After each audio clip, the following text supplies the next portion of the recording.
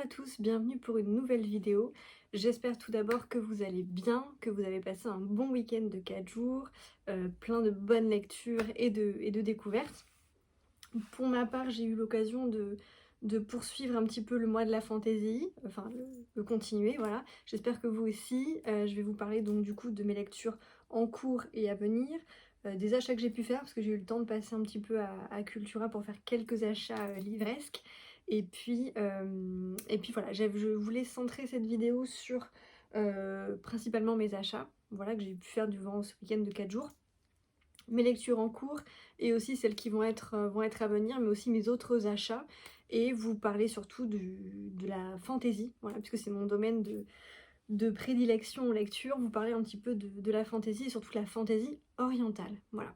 Alors tout d'abord, ma lecture en cours que j'avais présentée dans ma première vidéo, Les Arcanes d'Emra, je suis au 3e tome, et c'est un livre qui s'inscrit parfaitement dans le mois de la fantaisie, du coup dans le challenge du mois de la fantaisie. Si vous voulez retrouver le menu et les catégories, vous pouvez le voir donc en barre d'infos de ma précédente vidéo ou sur le compte de Steph de Piketty Bookin. Voilà. Donc moi je terminais la trilogie donc du coup par ce tome 3 et c'est toujours autant prenant. Je vais pas vous spoiler, je pense que vous pourriez voir dans ma première vidéo donc du coup le résumé du premier tome.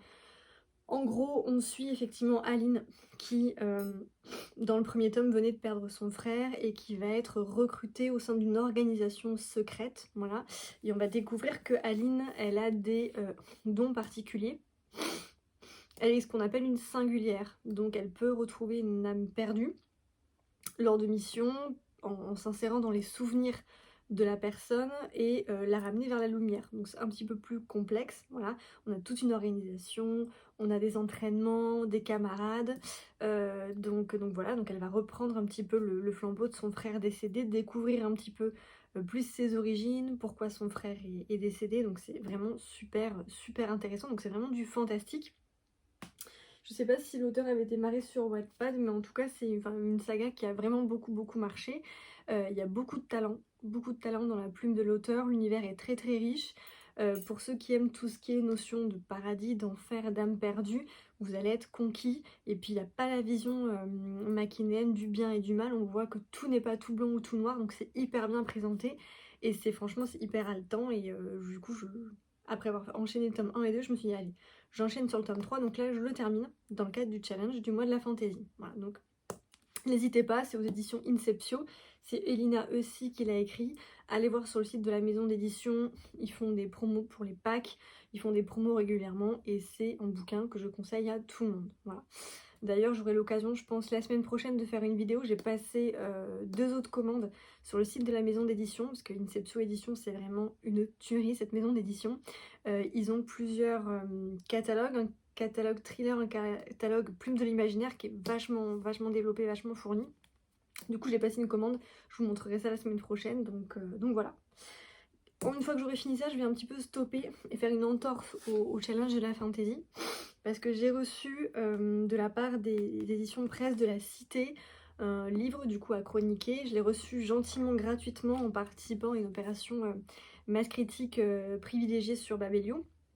Donc du coup je l'ai reçu pardon, et ça s'inscrit dans le cadre d'un Cozy Murder. Voilà, donc il vient de sortir en librairie, je l'ai vu à Cultura notamment, donc je remercie beaucoup les éditions presse de la Cité et du coup Mélanie pour m'avoir envoyé ce bouquin. Donc il est vraiment très drôle, avec un petit présentoir avec le résumé, etc. Donc là on va suivre en fait la famille de la reine d'Angleterre, du coup avec, vous avez à l'intérieur, ce qui peut être pas mal quand comme moi on a suivi The Crown mais qu'on aurait bien aimé avoir un arbre généalogique. Vous avez tous les personnes de la famille royale avec ceux en gras qui apparaîtront dans le bouquin. Donc en fait c'est tout simplement la reine Elisabeth qui va mener l'enquête un petit peu à la Agatha Raisin si vous voulez, mais dans le domaine effectivement royal. Voilà. Donc la reine Elisabeth s'apprête à célébrer ses 90 ans et attend avec impatience la visite du couple Obama. Mais au lendemain d'une soirée dansante au château, un pianiste russe est découvert pendu dans le placard de sa chambre, quasiment nu. Shocking! Lorsque les enquêteurs commencent à soupçonner son personnel d'être impliqué dans cette sordide affaire, Sa Majesté, persuadée qu'ils font fausse route, décide de prendre les choses en main.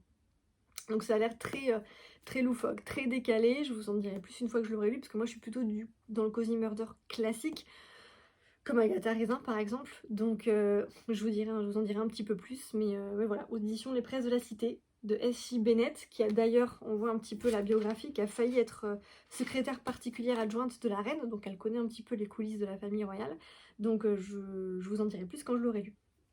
Ça, c'était pour mes lectures en cours ou à venir. Maintenant, je vais vous présenter un petit peu les achats que j'ai pu faire. C'est un véritable craquage, donc je pense que là, j'ai dépensé pour le mois de mai. J'ai bien sûr continué l'achat des bouquins dans des éditions de Saxus. Donc là, j'ai Nevernight, si vous pouvez le voir. Voilà. J'ai découvert cette maison d'édition de Saxus. Je suis une hérétique, je suis désolée, mais je l'ai découvert il n'y a pas très longtemps. Et du coup, j'ai trouvé ça super. Au niveau du genre, majoritairement, c'est du genre fantastique fantasy. C'est ce que je préfère. Donc du coup, je suis super contente d'avoir tout découvert. Donc, j'ai pas lu Nevernight, mais je vais le lire ce mois-ci. Dans le cadre du challenge de la fantasy, je suis obligée parce que le tome 2 sort en juin. Voilà. Et là, j'ai donc acheté celui qui est sorti récemment, Crescent City, de Sarah Gimas, aux éditions, du coup, de Saxus. Voilà. Alors, j'ai longuement hésité, parce qu'il coûte quand même 24,90, sur la version brochée ou reliée. Reliée, c'est la version hardback en dur, voilà. Donc moi, il n'y en avait pas en librairie, mais j'aurais pu le commander. Donc j'ai hésité, parce que j'ai pris le Nevernight en broché, parce que je préfère la couverture au hardback. Le dessin sur le hardback, pour moi, est moins joli que le broché. Je me suis dit, est-ce que j'alterne entre des hardbacks et ce premier tome qui est en broché, ou est-ce que je fais que des hardbacks, est-ce que je le rachète, etc. Honnêtement, j'avais plutôt peur qu'il s'abîme. Alors là, il est un tout petit peu abîmé, il y a des traces de doigts, mais grosso modo, ça se voit pas. Je voulais pas qu'en arrivant à la lecture comme ça bousille le dos du livre. Voilà. Donc c'est ce que je me suis dit, j'ai essayé de faire une lecture, donc je pense qu'en faisant attention, il y a moyen, voilà, moi je préfère les brochets, je suis pas très sensible au hardback avec la double pochette sur la couverture en dur. La couverture en dur, je la trouve pas super belle toute seule, donc je préférais acheter le brochet et faire attention. Voilà, donc pour avoir qu'une collection de brochets. Donc c'est le parti pris que j'ai fait. Donc voilà, donc c'est un bel ouvrage hein, d'environ 1000 pages. Donc ça c'est pareil, c'est de la fantaisie, du fantastique. Voilà. Donc on retrouve Brice, une jeune femme mi-faée, mi-humaine, qui a une vie parfaite. Elle travaille la journée chez un marchand d'antiquités qui vend des artefacts magiques et fait la fête toute la nuit avec ses amis en savourant chaque plaisir qu'offre Lunation, plus connue sous le nom de Crescent City. Mais un jour, un terrible meurtre va venir ébranler les fondations de la ville, de même que le monde de Brice. 2 ans plus tard, son travail ressemble à une impasse et elle se plonge dans l'oubli en écumant les clubs les plus fameux. Mais lorsque le meurtrier frappe de nouveau, Brice se retrouve entraîné dans l'enquête et doit faire équipe avec Hunt, un mystérieux ange déchu dont le passé noir hante chacun de ses pas. Ce dernier est l'assassin personnel des archanges et il doit protéger la jeune femme, même s'il lui porte peu d'intérêt. À la recherche de la vérité, Brice et Hunt vont apprendre à se connaître et vont explorer les bas-fonds de la ville jusqu'au niveau les plus sombres de l'enfer, où des choses qui dormaient depuis millénaires se réveillent. Donc c'est de la fantaisie adulte, de la fantaisie urbaine, et franchement les critiques qu'il y a au dos sont juste... voilà, donc c'est pour... Enfin, à mon avis, c'est un futur... pilier de la fantaisie urbaine adulte, et c'est vrai que ce que j'aime beaucoup dans les éditions de Saxus, c'est que majoritairement ils font que ça quoi. Voilà. Donc ça c'est la dernière sortie en librairie, Crescent City. Je prévois d'acheter le mois prochain, à la fin du mois, La Cité de Laiton. Pareil, c'est du fantastique fantasy, je me rappelle plus du résumé, mais c'est un petit peu dans la même lignée. Donc voilà, celui-là va venir retrouver le premier tome de Nevernight, et franchement il est juste magnifique. Hein. Voilà. Il a été présenté sur les réseaux sociaux, mais un nombre incalculable de fois. Donc je vais pas tellement vous faire l'affront d'en parler un petit peu plus. Qu'est-ce que j'ai acheté d'autre dans le domaine de la fantaisie, de la magie? J'ai acheté Les Maîtres Enlumineurs de Robert Jackson Bennett aux éditions Albin Michel. Il me faisait de l'œil depuis un petit moment. Voilà. Il est juste magnifique. Les Maîtres Enlumineurs. Donc là, c'est un petit peu pareil. On est sur de la fantaisie, mais de la fantaisie où on a vraiment un système de magie unique que je pense pas qu'on retrouve dans d'autres bouquins. Enfin, ce sont les enluminures du coup. Donc, toute l'économie de l'opulente cité de Thévan repose sur une puissante magie, l'enluminure. À l'aide de sauts complexes, les maîtres enlumineurs donnent aux objets des pouvoirs insoupçonnés et contournent les lois de la physique. Cynthia Grado est une jeune voleuse qui a le don de revivre le passé des objets et d'écouter chuchoter les enluminures. Engagée par une des plus grandes familles de la cité pour dérober une étrange clé dans un entrepôt sous très haute surveillance, elle ignore que cet artefact a le pouvoir de changer l'enluminure à jamais. Quiconque entrera en sa possession pourra mettre Tevan à genoux. Poursuivie par un adversaire implacable, Cynthia n'aura d'autre choix que de se trouver des alliés. Franchement, il a l'air top. Essentiellement parce que du coup c'est de la fantaisie, mais que ça repose sur un système de magie unique, l'enluminure. Voilà, et donc, moi ça m'emballe plutôt pas mal. Voilà. Donc la couverture est légèrement, est brillante, voilà. Il y a des petits marque-pages, sinon il n'y a rien de... Voilà, l'écriture est assez aérée, ça a l'air plutôt confortable. Il est assez... 625 pages, donc il est assez long. Mais franchement, alors j'ai enlevé la petite bannette. Il y avait écrit peut-être le meilleur système de magie dans toute l'histoire de la fantaisie. Voilà. Donc franchement, il faut, pour les amateurs de fantaisie, je pense qu'il ne fallait pas passer à côté. Donc je me suis dit, allez, je l'achète, je ne sais pas quand j'aurai le temps de lire, mais je l'achète. Voilà, chez Albin Michel. Pareil, il est sorti il n'y a pas très longtemps. Après, un livre qui n'est pas une nouveauté. J'ai vu le numéro 1 des ventes au New York Times de Holly Black, Le Prince Cruel. Donc je pense que ça aussi, il a pas mal tourné sur les réseaux sociaux. Donc je vais pas forcément trop en parler, je suis juste très en retard. Voilà. Donc on va suivre Jude. Donc c'est pareil, c'est de la fantaisie puisque Jude est faée. Non, pardon. Elle vit parmi les faées. Elle a été enlevée au monde des mortels lorsqu'elle était enfant. Elle vit désormais parmi les faées, des créatures sublimes, immortelles et cruelles. Mais être humaine à Terra Fae est un défi incessant. Et savoir manier l'épée, maîtriser les usages, se protéger des sortilèges, tout cela ne suffit pas. D'autant que Jude s'est fait un ennemi de choix, le prince Cardan, héritier de la couronne.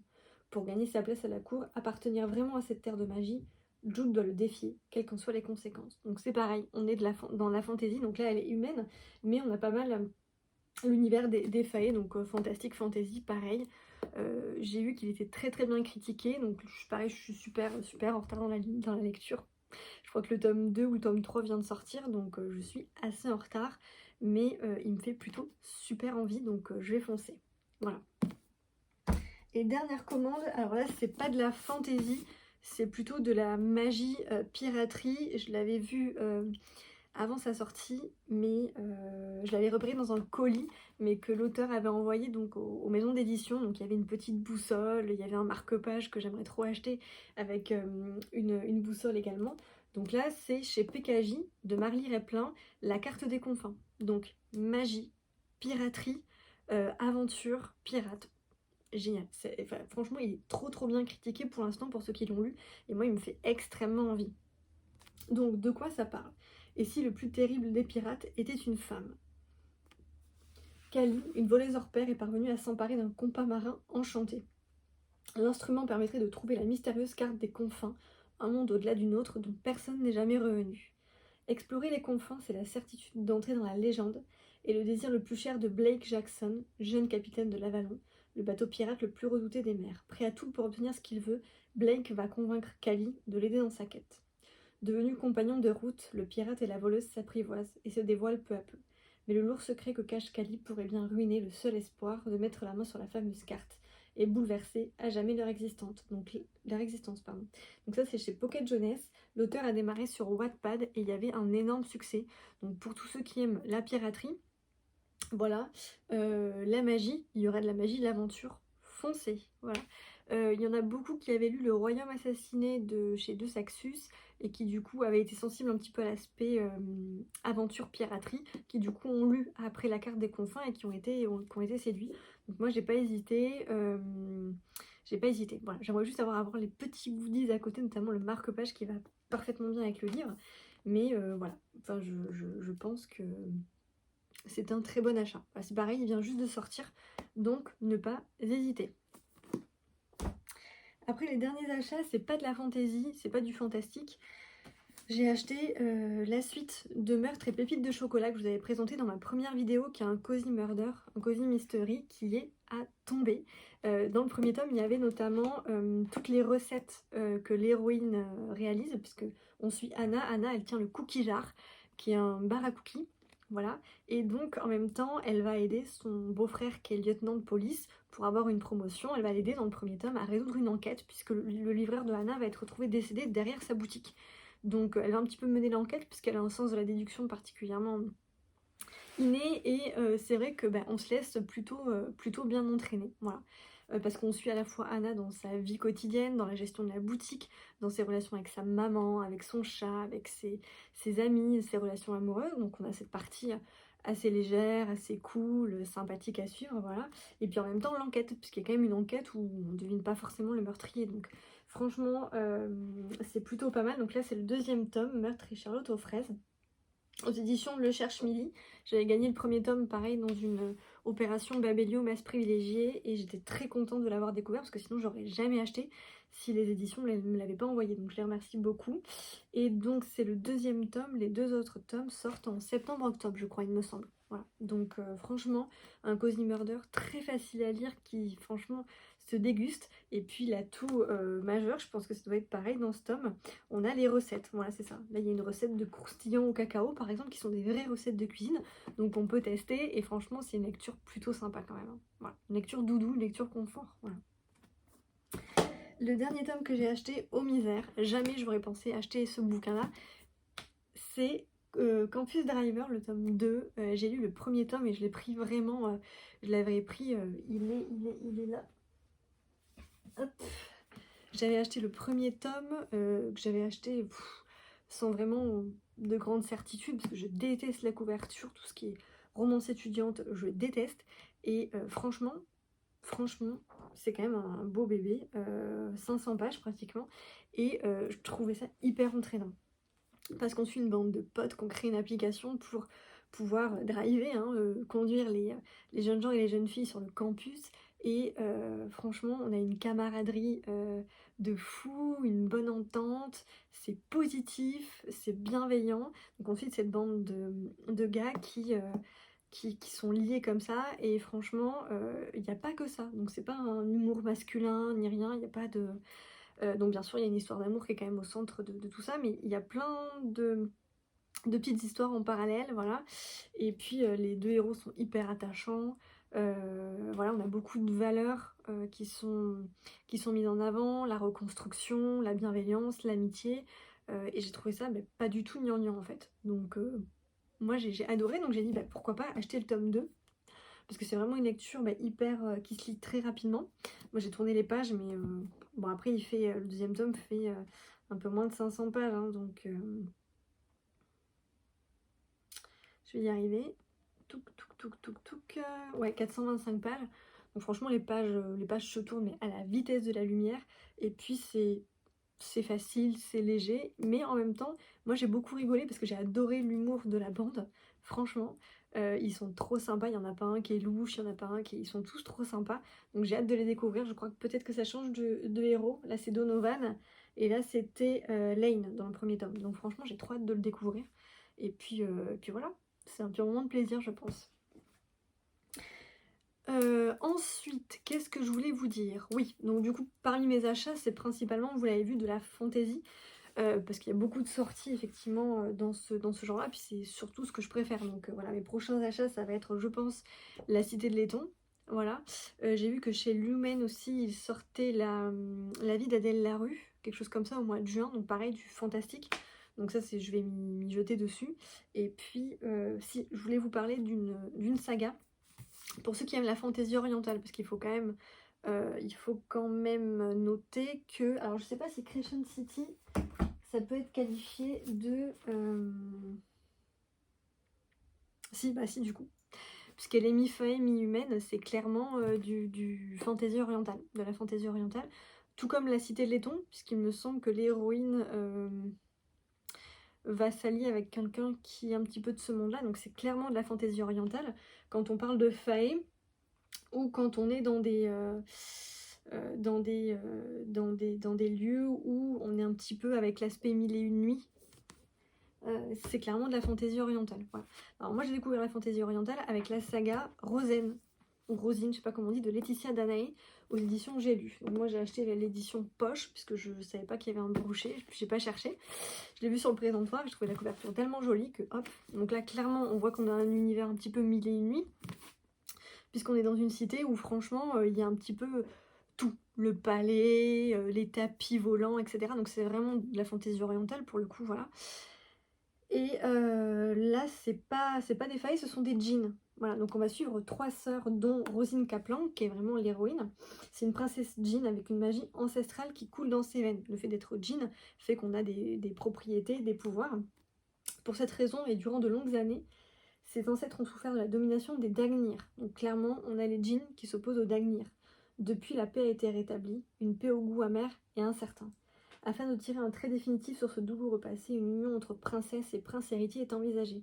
Mais peut-on se fier à un peuple qui a maintenu le vôtre en esclavage pendant des siècles? Rosine devra choisir entre la résignation, la fuite ou la rébellion. Et franchement, j'ai trouvé que c'était hyper... Enfin, pour moi, c'est un coup de cœur intersidéral, cette saga de fantaisie orientale, parce que les héroïnes sont très différentes, les 3 sœurs, toutes attachantes.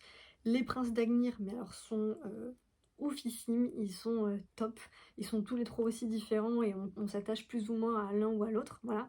On a un univers qui est extrêmement riche, alors je sais pas s'il y a un glossaire, enfin un bestiaire, parce que du coup il y a énormément de protagonistes et d'êtres différents, donc on a les Dagnir, on a les djinns, mais après on a plein d'autres êtres. Et ce que j'ai aimé, c'est qu'au début de chaque chapitre, on a une petite citation, soit la définition d'un être de ce monde-là, soit une présentation de l'univers, soit une citation. Donc elle a vraiment créé des recueils de ce monde-là et elle en fait des citations. Donc c'est vraiment, enfin c'est fou. C'est fou, c'est un univers hyper riche. Et le tome 2, je suis très triste qu'il n'y ait que 2 tomes. J'aurais bien vu une saga plus longue. Le tome 2 est juste magique. Voilà, donc c'est pour moi la saga de fantaisie orientale qui m'aura fait découvrir le genre, mais qui m'aura fait tomber amoureuse du genre. Et franchement, c'était énorme cette saga. Voilà, enfin moi j'ai vraiment eu un coup de cœur énorme. Donc je vous le conseille. C'est pour ça que je voulais faire la vidéo, pour vous parler de la fantaisie orientale, puisque tout le monde ne connaît pas cet univers. Moi-même, je l'ai découvert il n'y a pas très longtemps. Et franchement, ça donne matière à être découvert, parce que ça fait rêver. C'est un univers totalement différent de la fantaisie classique, la fantaisie urbaine. Et franchement, c'est un truc de fou. Voilà, on voit des génies, on voit des tapis, mais c'est extrêmement bien fait. Voilà. Puis là, il y a vraiment une histoire extrêmement riche, un univers qui a été extrêmement bien pensé, très bien développé. Donc je suis étonnée qu'il n'y ait que 2 tomes. Moi, mais voilà. Donc ça, c'est l'édition de poche.